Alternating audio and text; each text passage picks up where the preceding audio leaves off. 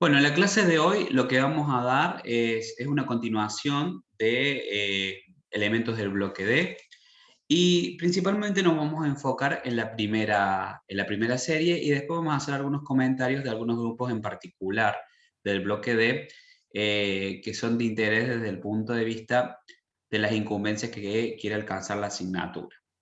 En la primera serie, o sea que estamos avanzando hacia el periodo 4, si se quiere decir, de la tabla periódica, nos vamos a encontrar con el escandio, el titanio, el vanadio, el cromo, el manganeso. También nos vamos a encontrar con el hierro, el cobalto, el níquel, el cobre. Y también tendríamos que, si se quiere decir, acuñar al zinc, pero el zinc, recuerden ustedes que pertenece al bloque D, pero no se considera un elemento de transición. Dentro de ellos lo que vamos a hacer algunas características o tener presente es destacar desde la abundancia y desde dónde los podemos encontrar. Ustedes fíjense que acá el que vamos a destacar es el titanio. ¿Por qué? Porque es el más abundante de los metales de transición después de considerar el hierro dentro de la corteza terrestre. Fíjense que los demás, la mayoría tienen abundancias que son realmente bajas si los comparamos con respecto, si se quiere decir, al titanio y si los comparamos también con respecto al hierro. Fíjense que después del aluminio, el hierro es el elemento, o mejor dicho, es el metal más abundante en la corteza terrestre, siendo aproximadamente un poquito más del 6% en masa. Y las principales formas de encontrarle, o las menas, digamos, si se quiere decir, donde uno lo puede extraer, son hematita, siderita y magnetita. Y dentro de la magnetita uno tiene que tener en cuenta que es un óxido mixto tanto de hierro 2 como de hierro 3. Bueno, después tenemos todas las abundancias, si se quiere decir, de los otros elementos, y como les comentaba, generalmente las abundancias de los mismos es bastante baja. Lo que ustedes tienen representado aquí son los estados elementales, o digamos la presentación en la cual podemos encontrar los elementos que les estoy comentando en su estado, en su estado cero. Bien.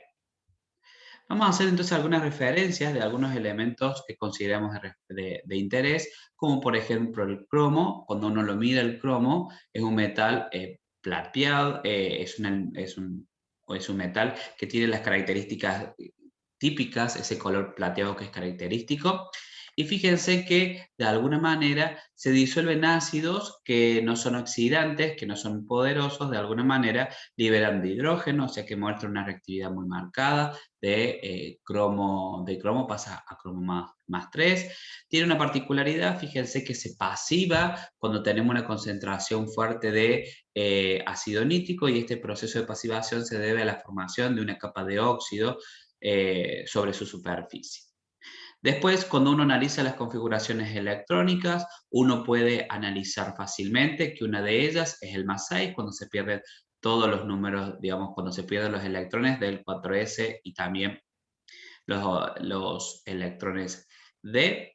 Y también tenemos un número posible que son el más 3 y el más 2.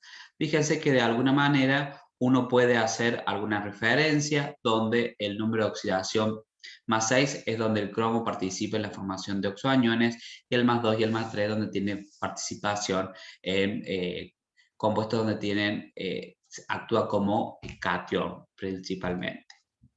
¿Sí? El cromo también tiene posibilidad de formar iones complejos. Fíjense que lo puede hacer tanto con amoníaco, con flúor, con fluoruro, también con monóxido de carbono. Entonces tiene una gran posibilidad de establecer distintos tipos de complejos, y también con distintos tipos de ligando y con distintos tipos de propiedades de ligando, tanto pasando de donores aceptores y dadores pi, como también aquellos que son de tipo sigma. ¿Cuáles son los compuestos principales que nosotros nos vamos a encontrar con los óxidos, con el óxido? ¿Cuáles son los principales compuestos que va a presentar el cromo? Bueno, primero la familia de los óxidos, y dentro de la familia de los óxidos tenemos que destacar dos principalmente, donde tenemos el óxido de cromo 3, que tiene características anfotéricas, se puede disolver en la presencia de un ácido, y también puede formar, si se quiere decir, o se puede disolver ante el exceso de oxidrilos, cuando tenemos cantidad marca de oxidrilos, que ya puede ser por un exceso o bien directamente por poniéndolo en contacto con una solución básica concentrada. Acá ustedes tienen dos alternativas, lo podemos encontrar escrito de esta forma, como cromo oxígeno 2 con carga negativa, o si no también lo pueden encontrar como cromo OH4 con carga negativa. Cualquiera de las dos alternativas es válido. Dependiendo del pH prevalece una con respecto a la otra, pero bueno, uno puede considerar cualquiera de los dos posibles. Fíjense que en el caso del óxido crómico, en el caso del el óxido de cromo 6, este óxido tiene características ácidas, por lo tanto su contacto con agua nos va a llevar a la generación del ácido crómico. Ustedes recuerden que este ácido crómico también está en equilibrio con el ácido dicrómico como tal. Bueno, estas especies, estos óxidos, de alguna manera en contacto con agua nos van a generar el hidróxido correspondiente, como ya hemos analizado. Y fíjense que, de nuevo, este hidróxido tiene propiedades anfotéricas, puede solubilizarse en presencia de un ácido, puede solubilizarse en presencia de una base fuerte, de un medio alcalino fuerte, un hidróxido de sodio, por ejemplo, y nos lleva a la generación de esta especie, o lo que les decía, el complejo con los oxidrilos. Si quieren remarcarlo, es cromo OH4 con carga negativa. Fíjense que también por acción del calor, la acción del calor va a llevar a la deshidratación de este compuesto y de alguna manera nos va a reconstituir el óxido de cromo 3 correspondiente. Bueno, lo que les comentaba recién, otro de los compuestos de interés son los oxoaniones. Recién habíamos hablado, hacíamos referencia al ácido crómico y tenemos acá el ácido dicrómico. Las bases que se generan a partir de los oxoaniones que se generan a partir de los mismos son el cromato y el dicromato. Estas son las estructuras correspondientes de cada uno de ellos para que ustedes lo tengan presente. Si ustedes se fijan, el cromato tiene una estructura de tipo tetraédrica y después, de alguna manera, por una condensación de dos cromatos, uno puede llegar a obtener justamente el dicromato. Y la presencia de una o de otra especie está regido por un equilibrio de tipo ácido-base, donde uno puede visualizar diferencia de colores en cada uno de ellos, dependiendo la acidez del medio correspondiente. Entonces, si ustedes se fijan, de alguna manera, cuando nosotros tenemos pH bajos, este equilibrio se desplaza hacia la derecha, donde hay un predominio de la especie de dicromato como tal. Fíjense que esta especie tiene un color naranja y en el caso si tuviésemos un medio básico, de alguna manera este equilibrio se desplazaría hacia la izquierda, donde prevalecería la especie del cromato y generalmente las sales o las soluciones toman una coloración de tinte amarillo. ¿Cuáles son los usos principales que se tienen, si se quiere decir, el cromo? Que lo vamos a referenciar justamente por las aplicaciones, las amplias aplicaciones que tienen. Funciona como catalizador en varias reacciones y principalmente en la síntesis amoníaco a partir del proceso de Haber, que ya hemos visto en su momento, que es la reacción de nitrógeno con hidrógeno. También se utiliza como para dar pigmentación a las pinturas. Se utiliza en aleaciones con hierro para cambiar algunos de tipo de las propiedades, y cuando se hace una aleación con cobalto y wolframio se generan, si se quiere decir, aleaciones de alta dureza, que por ahí, digamos, que eso amerita su uso como herramientas de corte, ¿sí?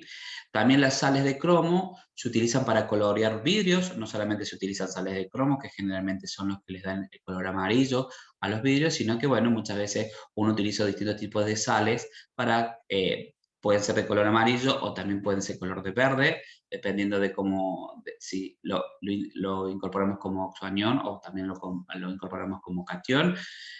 Y eso es lo que le da la vasta gama de colores que uno puede ver en algunos tipos de vitro. Y también algo que se utiliza muchísimo es para dar el acabado brillante a piezas a partir de un proceso, que es un proceso electroquímico, que es el proceso de cromado.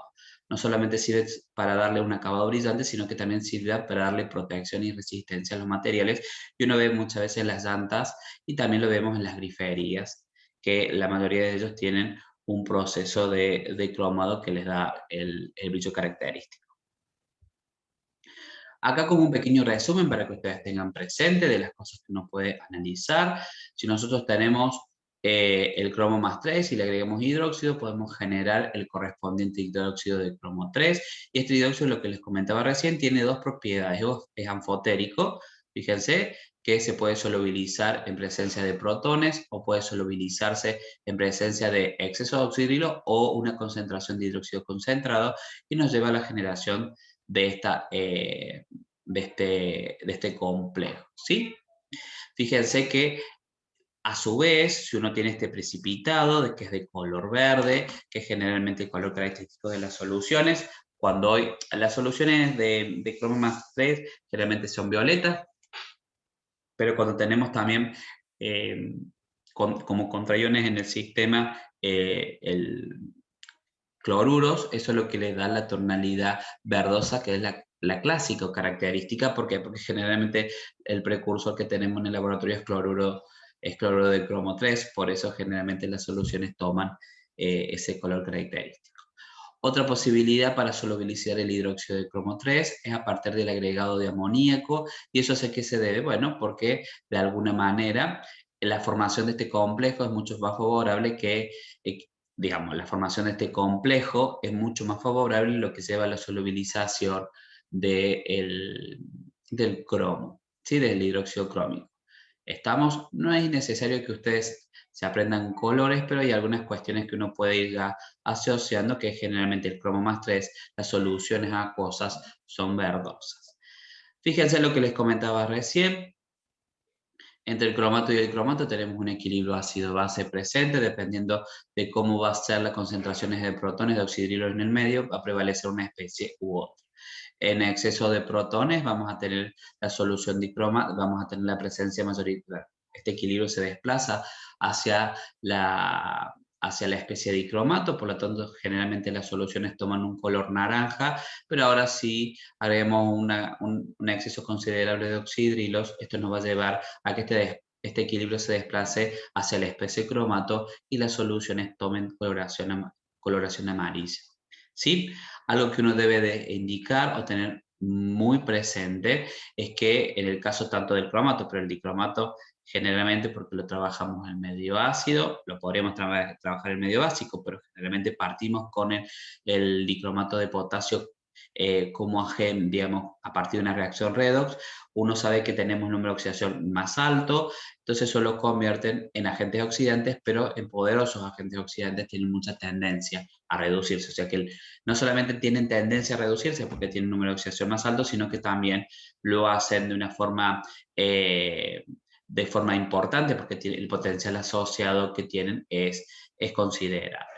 Uno tiene que tener en cuenta que dependiendo del medio en que estemos, vamos a poder obtener lo que vimos recién, o bien cromo más 3, o también tenemos la posibilidad de tener un precipitado eh, de hidróxido de cromo 3. Si la concentración fuese demasiado alta, podríamos llegar obviamente a la generación, si se quiere decir, del complejo correspondiente al cromo más 3. Obviamente que esto se va a dar siempre que tengamos alguna especie que se tenga tendencia a oxidarse. Obviamente que esto no se va a dar si de alguna manera no tenemos la hemicupla correspondiente que haga, digamos, donde uno pueda visualizar que el dicromato se está reduciendo.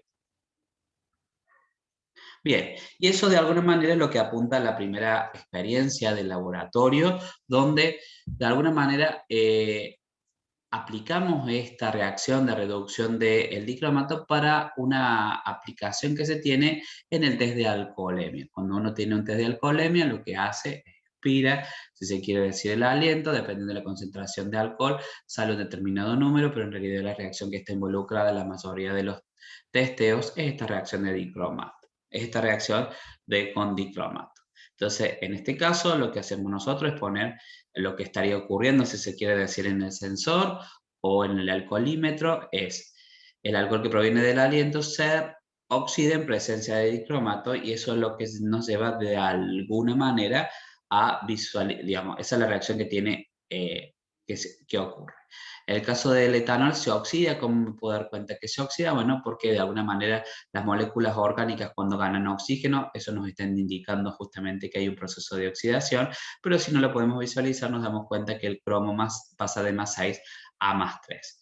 Fíjense que acá cuando hacemos la reacción, uno puede ver el etanol es incoloro, el etanol más el dicromato tiene un color amarillito, ¿sí? Que si tuviésemos el dicromato solo sería más naranja, pero bueno, ya cuando lo combinamos toma ese color por un proceso de dilución. Y después cuando agregamos el ácido, o cuando de alguna manera se ocurre la reacción, uno puede ver el cambio de color de la solución a un color verde característico que nos indica la presencia del cromo más 3. Bueno, el cambio de color, bueno, se debe justamente al proceso de reducción del cromo, del dicromato a cromo más 3, que de color naranja o amarillento pasó a cromo más 2. De cromo más 6 pasó a cromo más 3. Bueno, la idea es de que ustedes puedan ver una aplicación que tienen las reacciones también para aplicaciones que hacen a la vida cotidiana, si se quiere decir de alguna manera. Otro de los elementos de interés es el manganeso. Dentro del manganeso, cuando uno hace el análisis de la configuración electrónica, se puede dar cuenta que los dos que uno puede ver son el más 2 cuando se pierden estos electrones, y también tenemos la posibilidad de ser más 7 cuando se pierden todos los electrones, tanto de su nivel D como del subnivel S. Uno lo que tiene que tener en cuenta es que acá tenemos muchos números de oxidación prevalecientes, y eso de alguna manera nos da un poco la idea de que los números de oxidación vamos a tener posibilidades de tener comportamiento metálico, o de tener posibilidades de tener, de los óxidos que se formen, los óxidos que va a tener el manganeso van a tener comportamiento básico, anfotérico y ácido, ¿sí? Cuando hablamos de los ácidos nos hacemos referencia generalmente a los números de oxidación más 6 y más 7, que son los que dan la posibilidad de generar los oxoaniones más conocidos del manganeso, que son el manganato del número de oxidación es más 6, el permanganato del número de oxidación es más 7. Cuando uno tiene el metal como tal, lo que uno puede ver es que tiene tonalidades grisáceas, pero también tiene tonalidades algunas veces rojizas, pero bueno, de alguna manera el color gris es lo característico de los metales, y tienen mucha tendencia a formar aleaciones, se lo utiliza mucho formando aleaciones, y en el caso de hacer las aleaciones con hierro, lo que forman son lo que se llama el ferromanganeso, ¿sí? También, al igual que en el caso del cromo, tiene la posibilidad de disolverse por acción de ácidos no oxidantes. O sea, no hace falta tener un ácido tan fuerte como el ácido nítrico para poder lograr la solubilización del. Ustedes recuerdan que en un manganeso más 2 da soluciones de color rosa pálido. Eso ya lo hemos visto por el tipo de complejo que se genera, donde las transiciones, en este caso electrónicas de tipo D, están prohibidas de alguna manera, tanto por reglas de selección de spin como de LAPO, ¿sí? Bueno, uno tiene la posibilidad de que cuando uno hace el agregado de hidróxido, en este caso va a generar un precipitado. Este precipitado, de alguna manera, puede, si ustedes se fijan, oxidarse en presencia de oxígeno, y en el proceso de la oxidación generan el dióxido de manganeso, que es el característico óxido marrón pardo que muchas veces uno ve en las soluciones, donde, por ejemplo, el permanganato se reduce en medio vaso. ¿Sí? Bien. Remarquen esta característica: el permanganato tiene dos posibilidades en sus procesos de reducción, mostrando algunos compuestos principales. En el caso del permanganato tiene posibilidades de reducirse tanto en medio ácido como medio básico. En el caso que sea el medio ácido, el permanganato pasa a manganeso más 2. Uno tiene que por ahí muchas veces analizar esta situación que dice: partimos una solución intensamente púrpura y después la solución se vuelve incolora. No es que sea incolora como tal, sino que tenemos una solución rosa pálido muy generalmente. Eso, cuando es un rosa muy pálido y la concentración de manganeso es muy baja, uno tiene como el aspecto de que la solución es incolora. Uno tiene que tener en cuenta de que uno lo ve como incoloro porque en realidad la concentración de manganeso que se está generando no es muy alta, sino tendría que ver tintes rosados pálidos, si se quiere decir. En el caso de que este proceso de reducción se haga en medio alcalino, el dióxido de manganeso se estabiliza, si se quiere decir, o llega como producto estable de esa reacción a dióxido de manganeso, que es el famoso color pardo que se ve en estas condiciones. ¿Sí? Bien. Si ustedes, otro de las especies que son de interés, que uno tendría que tener presente, bueno, es lo que les comentaba recién.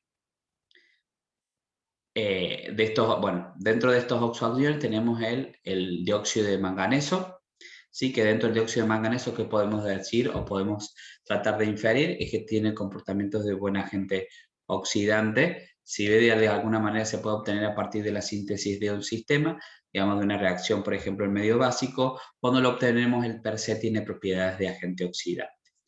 En el caso del manganeso más 6 y el manganeso más 7, para que ustedes lo puedan ver, uno puede encontrar de alguna manera una analogía, de alguna manera con los sulfatos, ¿sí? Y con los cromatos por el número de oxidación que van a compartir. Y en el caso del permanganato, comparte una estructura y un número de oxidación muy parecida al permanganato. Al perclorato. Como les comentaba anteriormente, son excelentes agentes oxidantes, el número más alto que tenemos de alguna manera presente, y dependiendo del medio, uno puede encontrarse el medio ácido que va a evolucionar hasta la presencia de manganeso más 2, y en presencia de medio neutro va a evolucionar o ligeramente alcalino, y en algunos casos también alcalino, puede evolucionar hasta el dióxido de manganeso. También se puede dar la situación que medios fuertemente alcalinos, pHs extremos y concentraciones muy altas por ejemplo, de un hidróxido, en vez de evolucionar hasta el dióxido de manganeso, su reacción queda retenida en el en el manganato.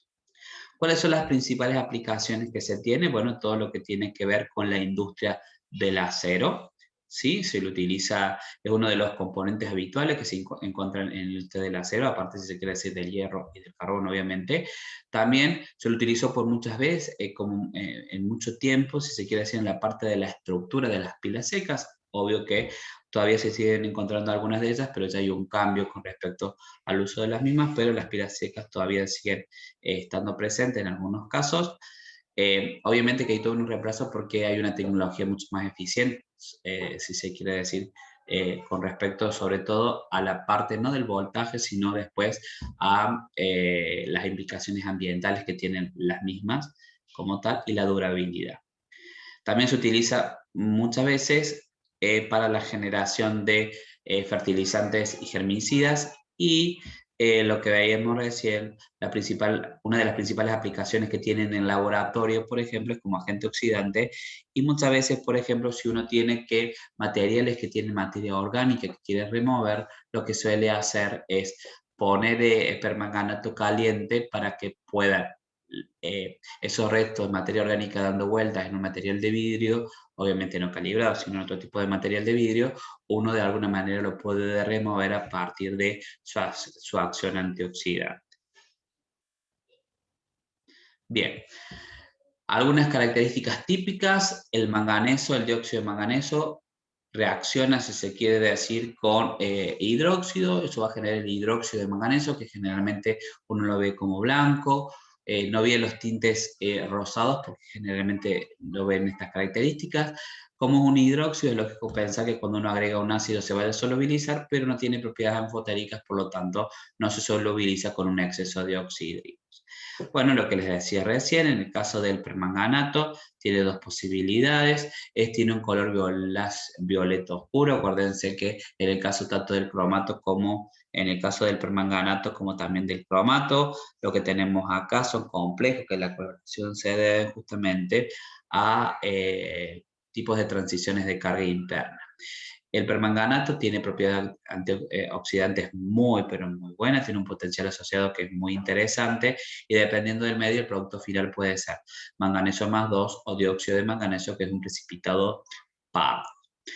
Lo que les comentaba también recién, tenemos la posibilidad que el permanganato puede, en condiciones de calor y en exceso de oxígeno o con una fuente básica muy marcada, o sea, con un dióxido, por ejemplo, de sodio muy concentrado, uno puede lograr una reacción donde el manganeso pase a manganato, o sea que se está reduciendo y de alguna manera también podemos ver el desprendimiento de oxígeno debido a la oxidación del oxígeno, generalmente es el que proviene del hidróxido correspondiente. Lo que más llama la atención de estas soluciones es que vemos un cambio característico del violeta al verde, que es el color típico del manganato.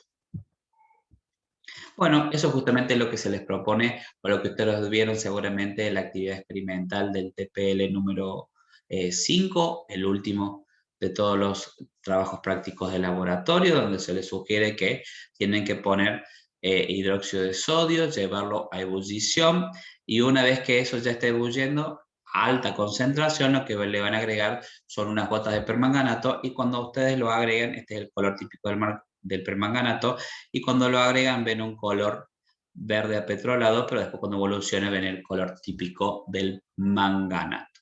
Lo que es importante remarcar acá que es un proceso donde el permanganato se está reduciendo, pero de permanganato pasa a manganato y hay liberación de oxígeno que a veces se puede ver marcadamente y a veces no, pero bueno, obviamente que si hay una especie que se oxida, se reduce y otra que se tiene que estar oxidando, y la que uno puede por análisis tener en cuenta es que esa especie justamente es el oxígeno como tal. Después nos encontramos con una triada muy conocida. Yo cuando estudiaba química allá hace muchos años, nos llamaban siempre FeCONI 23. FeCONI 23 era hierro, cobalto, níquel, y 23 era el número de oxidación, entonces una forma mnemotécnica de poder aprender, ¿sí? Estos tienen características, son todos ferromagnéticos, y lo que habíamos comentado anteriormente, el hierro es uno de los elementos más abundantes de la corteza terrestre, ocupando el cuarto lugar, si ustedes se fijan, después del oxígeno, el silicio y el aluminio, y es el elemento más abundante si consideramos los de transición en la corteza terrestre. De nuevo, el hierro de alguna manera puede reaccionar, disolverse por acción de ácidos no oxidantes, ¿sí? Y tiene la posibilidad de combinarse cuando está caliente con algunos no metales como el silicio, puede convertirse con cloro, con fósforo, con carbón. Al igual que ocurre con la mayoría de ellos, como por ejemplo el cromo que comentamos anteriormente, tanto el hierro como el níquel como el cobalto se pasivan, o sea, forman una capa de óxido cuando se los trata con ácido nítrico concentrado. Bien, a diferencia del hierro, el cobalto y el níquel, cuando se los expone al aire, los procesos de corrosión que se ven con una cinética muy desfavorable, o sea que se corren bastante poco. Si uno empieza a analizar cuáles son los números de oxidación típicos, lo que les decía 2 y 3, en el caso del hierro tenemos posibilidad 2, 3 y 6, pero toda la química de alguna manera está asociada al 2 y el 3. En el caso del 2 y el 3 nos encontramos con óxido ferroso, óxido férrico, y también tenemos posibilidad de encontrarnos con un óxido básico donde tenemos una mezcla de hierro 2, hierro 3, donde se genera la magnetita. Bien, en el caso del cobalto y níquel tenemos cobalto 2, el óxido de cobalto 2, el óxido de níquel 2. Obviamente que estas especies cuando se solubilizan tienen la posibilidad, digamos, cuando se solubilizan no se encuentran solas, sino que estos iones correspondientes se encuentran hidratados formando complejos, ¿sí? La mayoría de estos complejos tienen características, en la mayoría de los casos, obviamente que también depende del número de oxidación, son de tipo octaédricos y que nos brindan distintos tipos de coloración. Por ejemplo, para que ustedes lo tengan presente, en el caso del hierro 2, generalmente las soluciones son verdosas, en el caso del hierro 3, las soluciones son amarillas, ¿sí? Eso de que sean amarillos se debe un poco de que las transiciones de tipo DD están generalmente es muy asociados al visible, y eso hace que justamente el color complementario que uno pueda visualizar, perdón, es el color amarillo.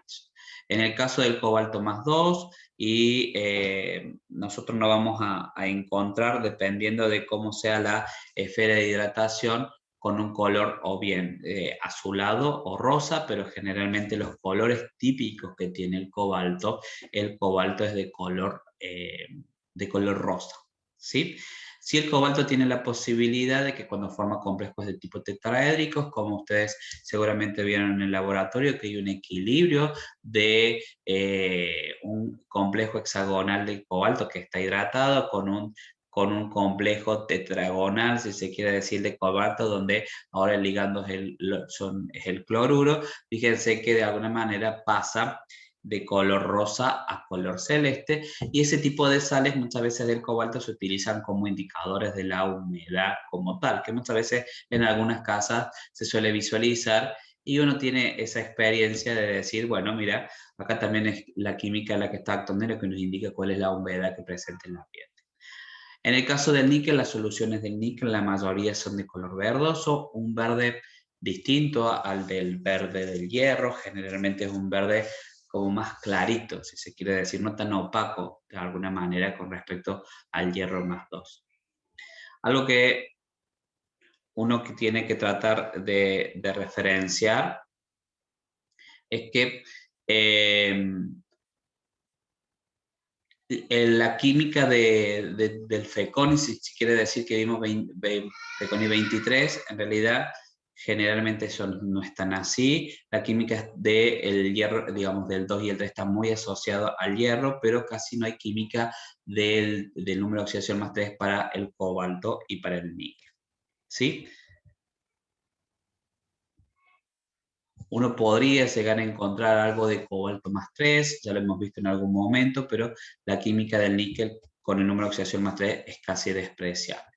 Bueno, en todos estos casos, cada uno de ellos los puede llegar a precipitar, van a tener los colores característicos que uno puede ver. Generalmente los de cobalto son de color rosa, los de níquel eh, son de color verdoso. Y hay algo que tenemos que tratar de manifestar, y es qué sucede cuando nosotros ponemos amoníaco en exceso. Ni el hierro 2 ni el hierro 3 tienen tendencia a complejarse, por lo tanto no forman complejos amoniacales, pero sí lo pueden hacer tanto el cobalto como el níquel. Y acá es importante abrir un paréntesis. ¿Qué significa esto? Que el hierro no forma complejos amoniacales. Y bueno, uno podría ver a ciencia cierta que sí. Lo que sucede es que a lo mejor sí puede formar el hierro un complejo amoniacal, seguramente lo puede hacer, pero ¿qué sucede? Su constante asociada a la constante de formación de complejos no está marcada como para de alguna manera lograr solubilizar el hidróxido férrico, que tiene una constante muy, pero muy pequeña.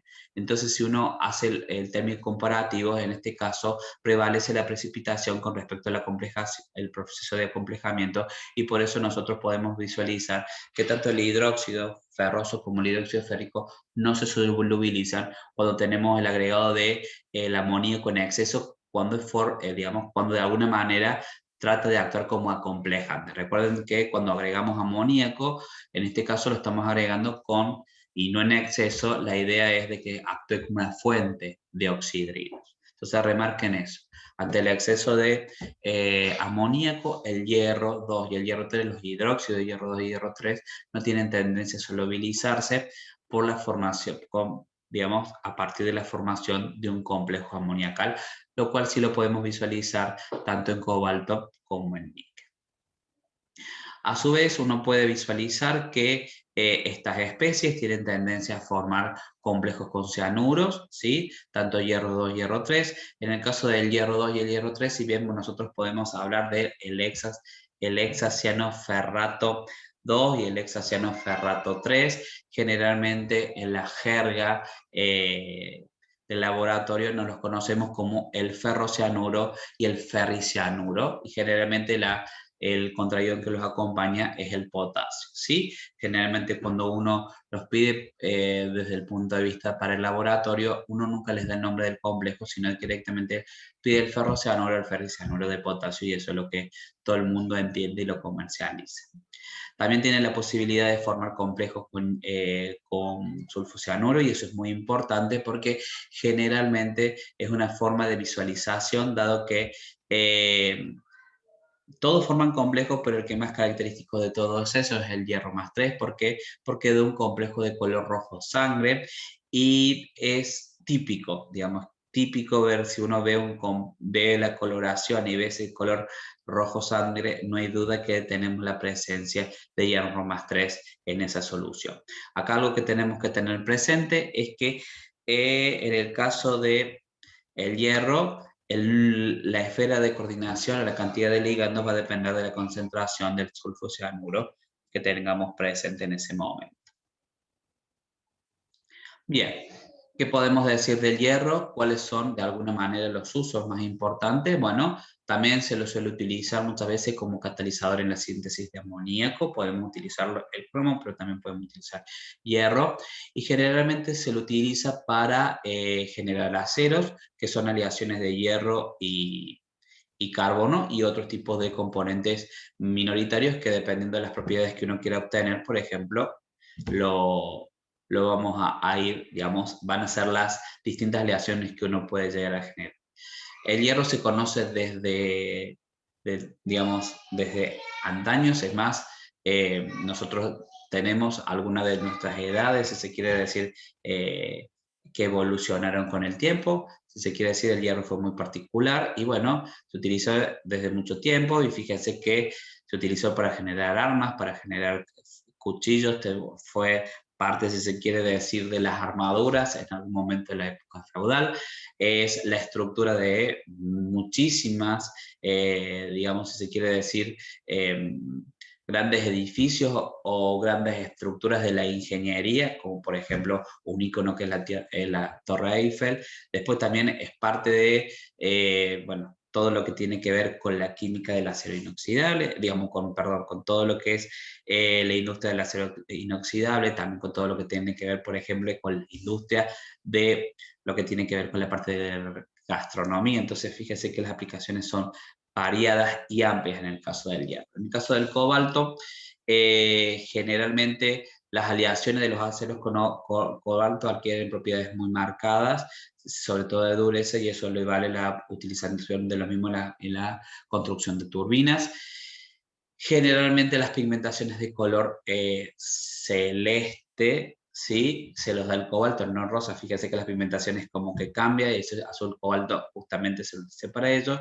Y también cuando trabajamos con cobalto radiactivo, cobalto 60, se utiliza como fuente radiactiva porque da irradiaciones de radiación gamma, y ese es el fundamento para la generación de imágenes que se utilizan en distintos tipos de aparatos desde el punto de vista medicinal, ¿sí? Sobre todo para todo lo que tiene que ver con el estudio de imágenes, ¿sí? La generación de imágenes del punto de laboratorio, desde el punto de vista medicinal. En el caso del níquel, una de las aplicaciones más importantes, fíjense, es también el níquel. Las aplicaciones está dada por su tipo de aleaciones. En el caso del acero inoxidable, nosotros tenemos que tiene un alto porcentaje de níquel, cerca del 8%, del 8%, y de alguna manera tenemos la posibilidad de generar el monel, que también, si se quiere decir, es un tipo de aleación que tiene mucha proporción de níquel y una buena proporción de cobre, y lo que los hace de alguna manera dispositivos resistentes al flúor 2, y que generalmente son este tipo de aleaciones la que se utiliza para la generación de recipientes que van a contener el flúor. Recuerden que habíamos hablado que el flúor es una especie absolutamente reactiva, y que uno de los principales problemas que se tenía era su almacenamiento. Bueno, debido a que los podía corroer a todos los tipos de almacenamiento, bueno, una de las alternativas para ello es la aleación Monel. Bueno, y también los procesos de niquelado se utilizan para dar acabado de distintos tipos de superficies y materiales. Con respecto al hierro, ¿qué podemos decir? Tanto hierro 2 como hierro 3 tienen la particularidad de generar precipitados de hidróxido ferroso y férrico. En el caso del ferroso es de color verde, como les había comentado anteriormente. Y en el caso de el hierro más 3 son de color pardo, que es lo que tenemos aquí. Uno lo que puede ver es que esos precipitados los podemos conseguir tener a partir de agregando hidróxido de sodio o también agregando amoníaco como fuente de oxidrilos. Eso nos va a llegar justamente a la presencia, si se quiere decir, de un precipitado que tiene una particularidad que sí se puede disolver cuando agregamos un ácido, por una reacción de tipo ácido-base, pero que no se solubiliza ni por exceso de oxidrilo ni por exceso de amoníaco. O sea que uno podría llegar a decir que el hidróxido ferroso no tiene características ni anfotéricas ni forma complejo amoníaca. Algo que sí tenemos que tener en cuenta que cuando ponemos en contacto el hierro, el hidróxido ferroso, por ejemplo, con peróxido de hidrógeno, podemos ver el cambio de coloración del precipitado de verde a pardo, y eso se debe justamente a que el hierro se oxidó de hierro más 2 a hierro más 3, generando el hidróxido correspondiente. Bueno, lo mismo podemos visualizar si hacemos el proceso a partir del agregado de amoníaco como fuente de oxidrilos.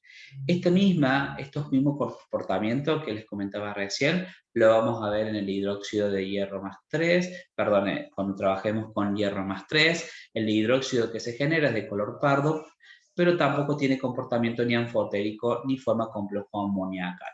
Recuerden de nuevo que esto de que no forma complejo amoníacal es que de alguna manera la constante de formación del complejo no supera en magnitud, si se quiere decir, al KPS asociado al precipitado correspondiente. Por lo tanto, eso hace que justamente prevalezca el precipitado con respecto a la solubilización por formación de complejo. Bueno, a lo que les había comentado, el hierro tiene una forma típica de, si se quiere decir, tiene una forma típica de visualizarlo o de identificarlo, es a partir, si se quiere decir, de la reacción con el sulfocianuro para generar complejos que son de color rojo intenso. Y lo que les había comentado anteriormente, dependiendo de la concentración, si se quiere decir, uno podría tener en cuenta el número de oxidación correspondiente. Remarquen acá que no es de dependencia con la concentración del ion, sino que es con respecto con, digamos, es la dependencia del, remarquen acá que es con la dependencia con la concentración del ion, pero que ion, bueno, el ion sulfocianuro, ¿no? No tiene que ver con la concentración de hierro, sino que con la disponibilidad o la concentración del ligando.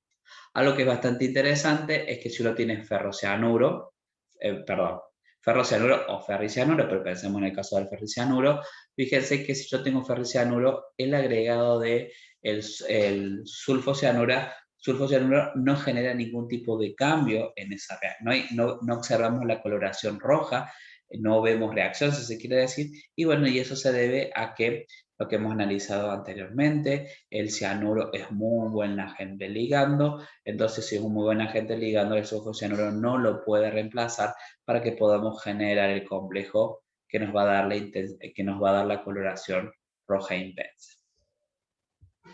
Bien, con respecto al cobalto, tenemos características muy parecidas a las que vimos anteriormente. El cobalto va a formar un precipitado. Este precipitado sí se va a poder disolver en presencia de un ácido, pero no tiene propiedades anfotéricas, por lo tanto no se va a disolver. Pero sí acá tienen que remarcar la diferencia con el hierro 2 más y el hierro más 3, es que sí puede formar complejo amoniacal y eso llevaría a la solubilización del hidróxido correspondiente. Eso que estamos apreciando ahí es lo que de alguna manera también podemos visualizar cuando tenemos el níquel, ¿sí? El níquel no es anfotérico, pero sí puede formar complejo amoníaco. Entonces, remárquenlo. El hierro 2, hierro 3, no tiene comportamiento ni anfotérico ni tampoco puede formar complejo amoníaco. En cambio, el cobalto y el níquel, si bien no son anfotéricos, sí tienen la posibilidad de formar complejos amoníacos. Eso es interesante cuando uno quiere de alguna manera después poder lograr la separación de este tipo de cationes, ¿sí? Si tenemos una mezcla de estos cationes, ¿cómo podemos hacer para poder separarlos? Bueno, esto es un buen dato de laboratorio que uno debería considerar. Bien. Otras especies que son de interés, esto de alguna manera haciendo el análisis de la primera serie sin considerar el zinc, que ya lo vamos a considerar como parte de un grupo. Ahora lo que vamos a analizar es el grupo 11, si se quiere decir. Dentro del grupo 11 nosotros nos vamos a encontrar con el cobre, la plata y el oro.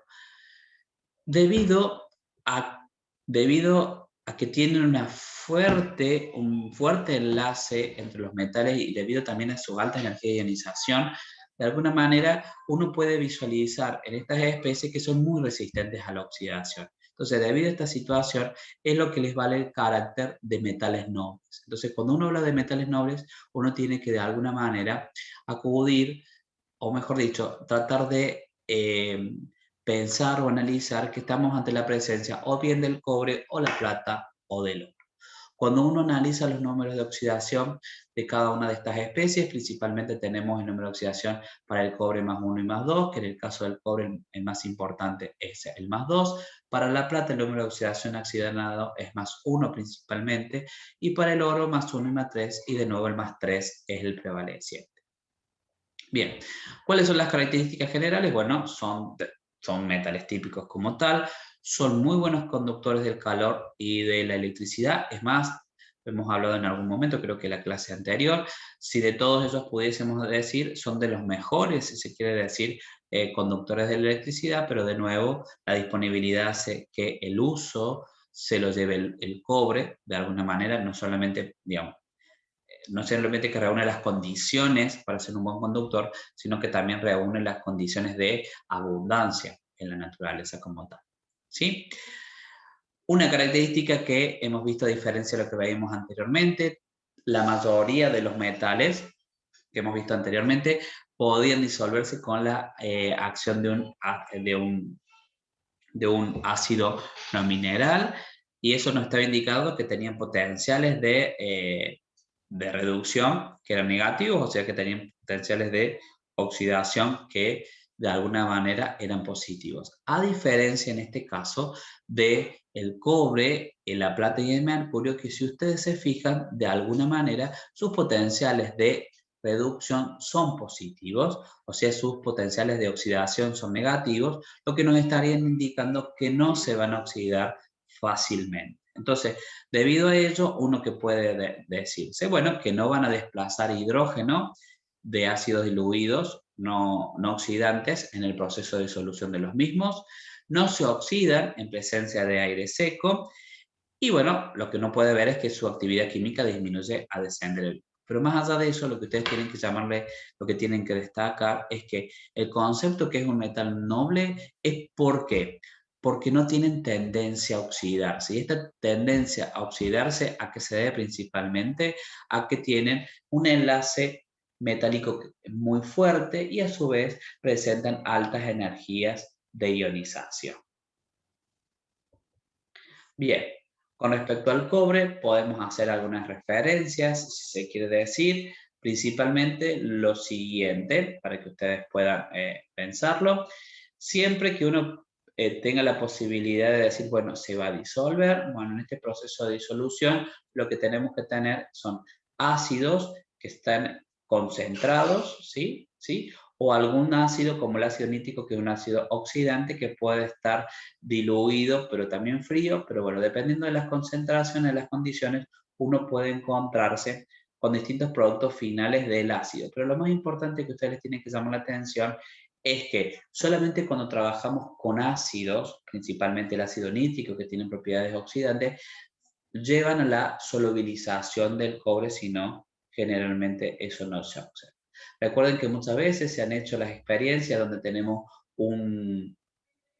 nosotros tenemos, imagínense, un tubito de ensayo que tiene ácido nítrico, ese tiene color transparente, y si le agregamos un clavito, perdón, si le agregamos un alambre muy pequeño de cobre, uno lo que puede ver es cómo esa solución empieza a tomar un tinte azulado, que justamente se debe a que la reacción está ocurriendo y esa reacción nos provee cobre +2, que está hidratado con agua, le da la coloración al formar el agua complejo correspondiente de la de ese color característico. Bueno, eso es justamente lo que nosotros podemos visualizar también en esta foto. Fíjense que acá tenemos el sulfato de cobre pentahidratado y después cuando uno lo seca, lo pone a anhidro, fíjense que la coloración es blanca. Esto de nuevo nos está indicando que el agua presente es la responsable de la coloración o que se forme el complejo y de la coloración que nosotros vemos o podemos percibir. ¿Sí? Obviamente que uno a estas especies de alguna manera las podría ir secando y dependiendo de cómo sea ese proceso, fíjense que uno podría a esta especie llevarla a generar el óxido cúprico, que es color negro, y de alguna manera también este óxido cúprico lo podemos obtener a partir de la oxidación del óxido cuproso. En el caso del óxido cuproso es de color rojo. Bien. ¿Cuáles son, de alguna manera, algunas de las características que tenemos que tener o analizar con respecto a la familia del cobre? El cobre también va a formar un precipitado de hidróxido cúprico. Este hidróxido cúprico, de alguna manera, el hidróxido cúprico es de color presenta un color celeste típico y ustedes recuerden que uno lo podría llegar a secar. En el caso del proceso de que lo vayamos a secar, bueno, uno va a poder ver este color. Si lo deja mucho tiempo, uno ve de nuevo la presencia del óxido cúprico negro correspondiente. Pensando un poco en el sulfato, en el cobre más 2 soluble, recuerden ustedes que de alguna manera en presencia de distintos halógenos, fíjense que se pueden formar distintos tipos de compuestos, digamos, se puede hacer en presencia de halógenos como que cambiamos de sustituyente, pero bueno, acá hay una reacción química involucrada, para que ustedes lo tengan presente, lo cual de alguna manera no ocurre si nosotros lo hacemos con yoduro, que nos va a dar de alguna manera una reacción redotípica. Bueno, pero más allá de eso, lo que me interesa que ustedes puedan rescatar de acá es qué pasa cuando de alguna manera tenemos lo que les comentaba recién, el hidróxido.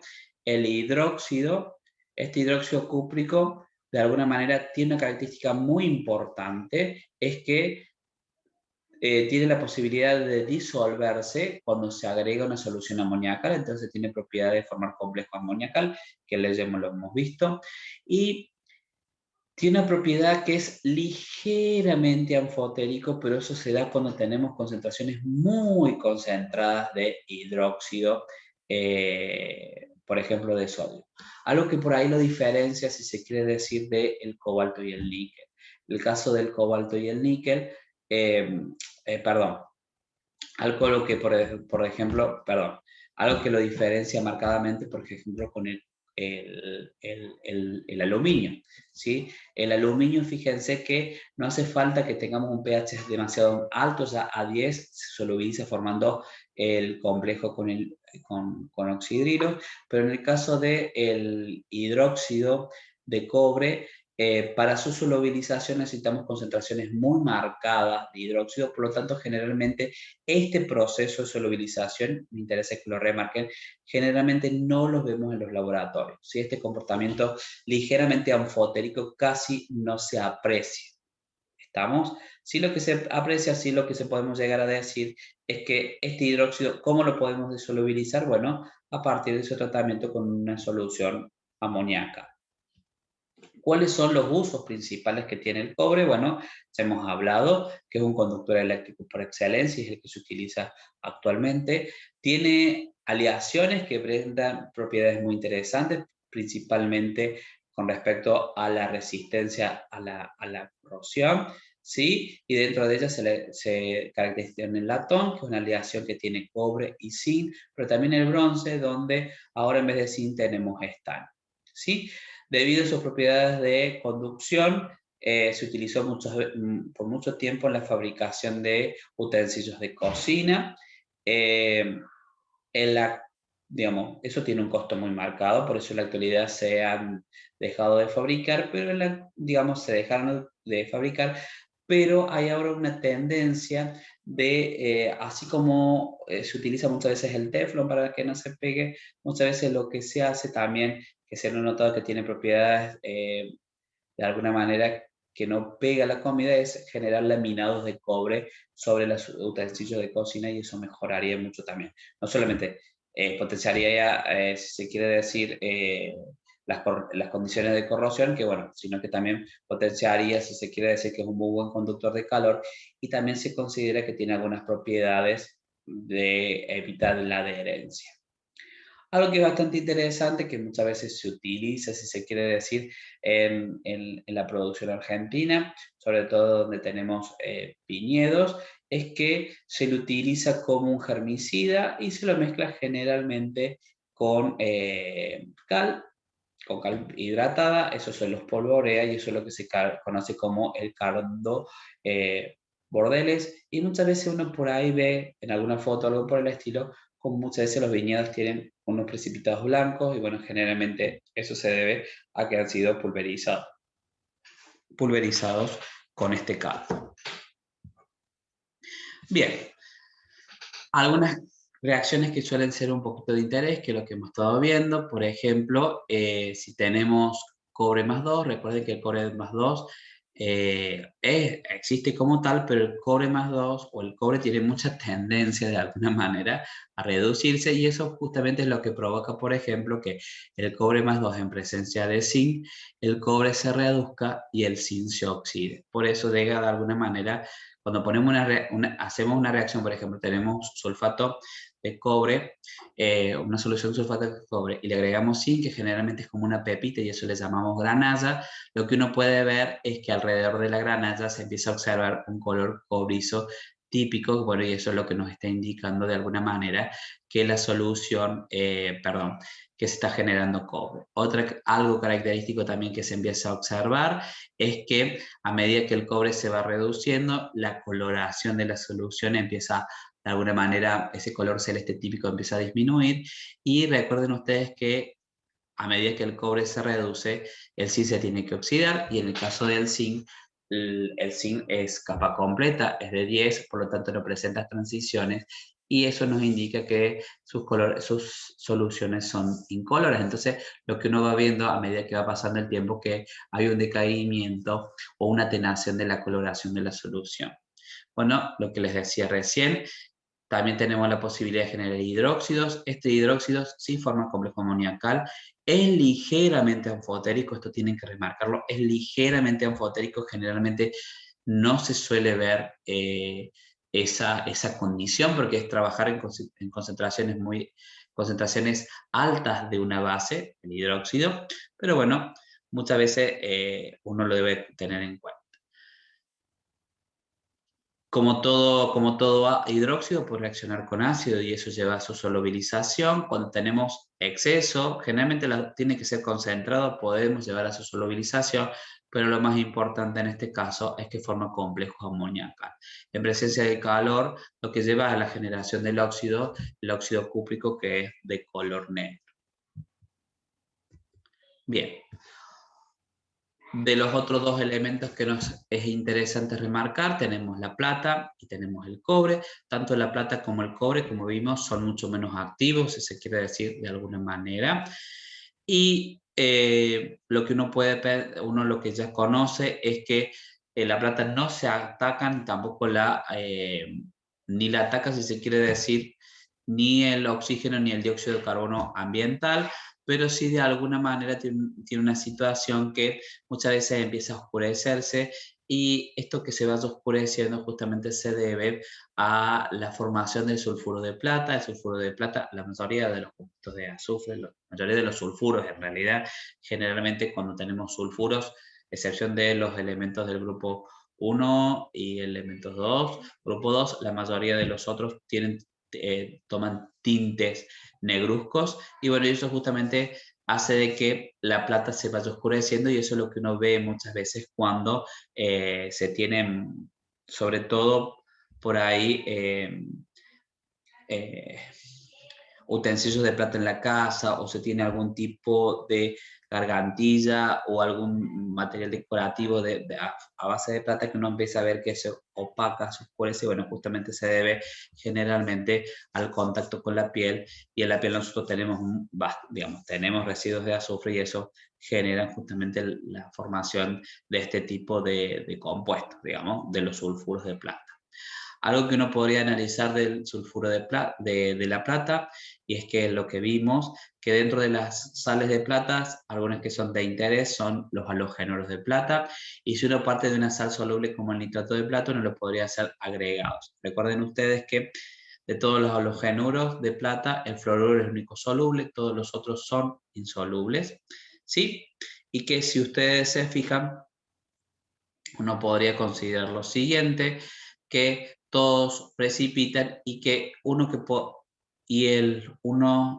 de ellos se puede solubilizar con el exceso de amoníaco, que es justamente cuando tenemos el precipitado de cloruro de plata. Los otros dos, cuando le agregamos el KPS, este es tan marcado, tan pequeño, que el agregado del amoníaco no es suficiente, la constante de formación de ese complejo no es suficiente para, de alguna manera, forzar a la solubilización ni del bromuro ni del yoduro de plata para forzar esa solubilización a partir de la formación de un complejo de plata, un complejo amoníacal de plata. En el caso del oro, es uno de los elementos más dúctiles y maleables de los metales. Lo que les decía, es un excelente conductor eléctrico y del calor, pero bueno, debido a su disponibilidad, obviamente que no se lo utilice como tal. Es inerte al ataque químico, fíjense en los potenciales que tiene, si se quiere decir de reducción tan marcada, o sea que no tiene mucha tendencia a oxidarse. Como tal, lo puede hacer obviamente si le ponemos un agente oxidante muy potente, que lleva justamente a su solubilización, y en el caso de todos ellos, al igual que el cobre +1, la plata más tiene tendencia a desproporcionar y ir de alguna manera a generar oro elemental y oro +3, ¿sí? En el caso del cobre, recuerden que el cobre +1 también es inestable y sufre procesos de desproporción, desproporcionando a cobre elemental y cobre +2. Algo que es bastante interesante, de alguna manera, es cómo uno puede lograr la solubilización de metales. Esto que le voy a comentar generalmente se utiliza para cuando uno tiene residuos de metales que se tienen que sacar en el laboratorio o en algunos otros procesos, que es la generación de agua regia. En el caso de agua regia, nosotros tenemos una proporción de dos ácidos fuertes, clorhídrico y nítrico, una proporción 3:1, y de alguna manera se utiliza con dos efectos. Por un lado, lo que hace el ácido nítrico es lograr la solubilización, ¿sí? Sería el agente oxidante, si se quiere decir, entonces lleva a que el metal se oxide, o sea, de metal pase a catión, y ahora los cloruros tienen el objetivo de actuar como agente complejante. Entonces, de alguna manera, a medida que se va generando la solubilización de la plata por acción del ácido, digamos, en este caso del oro, pero de generalmente cualquier metal, a partir de la acción del ácido nítrico, los cloruros lo que van haciendo es acomplejar ese ion que se va a generar.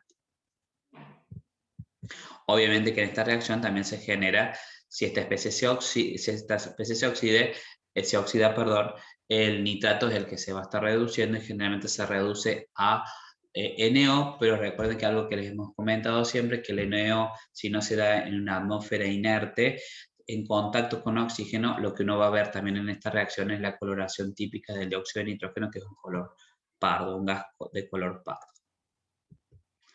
Bueno, también otro grupo que es de relevancia es el grupo 12 del bloque D. Algo que tenemos que remarcar de este bloque es que estos son los que no se consideran metales de transición. ¿Y a qué se debe? Bueno, a que todos ellos tienen la capa D completa, tanto en elemento como en cation, digamos, como en especies catiónicas. Entonces, todos ellos de alguna manera, bueno, todos no entran dentro de la clasificación de elementos de transición. ¿Cuáles son las características de ellos? Es que todos forman complejos con facilidad, y que la mayoría de sus complejos son, digamos, sus complejos son incolores porque, bueno, tienen posibilidad de transición de tipo de D. ¿Tienen transiciones de otro tipo? Sí, podrán seguramente sufrir transiciones de otro tipo, pero no transiciones del tipo de D que uno pueda visualizar, si se quiere decir, dentro de la región del visible. Por lo tanto, nosotros los apreciamos a todos como incoloros. ¿Sí?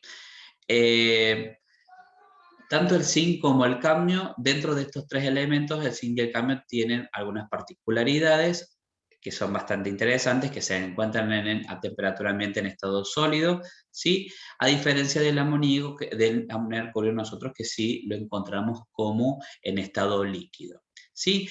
Tanto el zinc como el cadmio tienen digamos, también otra de las particularidades que se pueden disolver con ácidos, a diferencia del mercurio, que no lo hace. Con respecto al zinc o con respecto a ellos, lo que podemos llegar a decir es que el zinc sí es un elemento esencial para la vida. Muchas de las funciones de enzimas dependen de digamos, dependen de la actividad del zinc. Y fíjense que de alguna manera lo que les comentaba tiene mucha tendencia a formar complejos. Tenemos posibilidad de formar con amoníaco, con halógenuros, con cianuro. Algo que sí es importante tener presente que en el caso del zinc, su hidróxido tiene, de alguna manera, tiene posibilidades, perdón, su hidróxido tiene comportamiento anfotérico, ya que se solubiliza en presencia de protones, como también en la presencia de un exceso de oxidrilos.